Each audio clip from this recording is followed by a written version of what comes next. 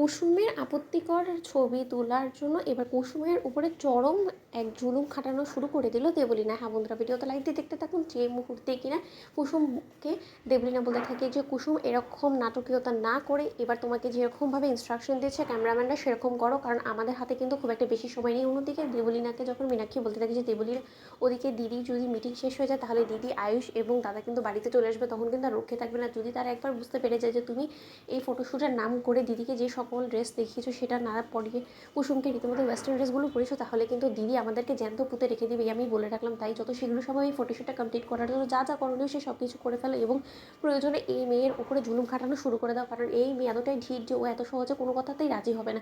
অন্যদিকে যখন কিনা ক্যামেরাম্যান বলতে থাকে কিন্তু ম্যাডাম এরকম করে উনি যদি ওনার গোটা গাটাকে কাভার করে রেখে দেয় তাহলে আমরা ওয়েস্টার্ন ফটোশ্যুট কী করে বা করবো বলুন তো।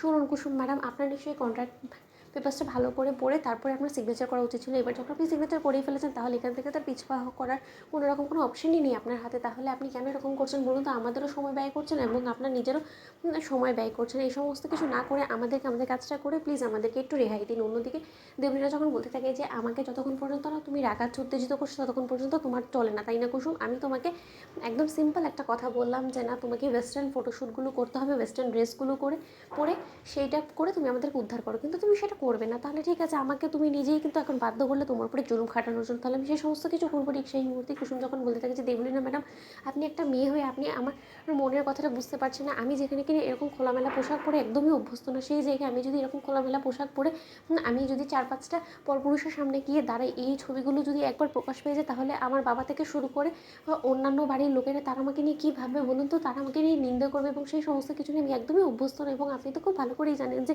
এই সমস্ত পোশাক পরে আমরা গ্রামের মেয়েরা একদমই অভ্যস্ত থাকি না। অন্যদিকে মীনাকে যখন বলতে থাকে যে এই তাহলে ব্র্যান্ড অ্যাম্বাসেডার হতে গিয়েছিলে কেন বলো তো, তখন আপত্তি করনি কেন বলো। এবার দিদির পছন্দ করা ড্রেস সেটার মধ্যেও তোমার আপত্তি আছে। ঠিক সেই মুহূর্তে বলতে থাকে যে আরে আন্টি এত কথা বাড়িয়ে তো কোনো রকম কোনো লাভ নেই, আপনি ক্যামেরাম্যান আপনার আর ক্যামেরা রেডি করুন, আমি দেখাচ্ছি কী করে কুসুমকে দিয়ে ফটোশ্যুটটা করাতে হয়। ঠিক সেই মুহূর্তে দেবলীনা যখন কুসুমের গা থেকে সেই শলটা কেড়েই নেয়, ঠিক সেই মুহূর্তেই কুসুমের অনেক বেশি আনইজি ফিল হতে থাকে এবং কুসুম বলতে থাকে যে ঈশ্বর তুমি আমার সহায় থাকো, তুমি কিছু একটা জাদু করো ঈশ্বর, নয়তোবা আমার মান সম্মান খোয়া যাওয়ার হাত থেকে আজকে কেউ রক্ষা করতে পারবে না। দেবলীনা ম্যাডাম ইচ্ছাকৃতভাবে আমাকে এরকম বাজেভাবে ফাঁসানোর চেষ্টা করছে, আমি বেশ বুঝতে পারছি যে সে আমার সম্মানহানি করার চেষ্টা করছে, কিন্তু এবার আমি কী করব।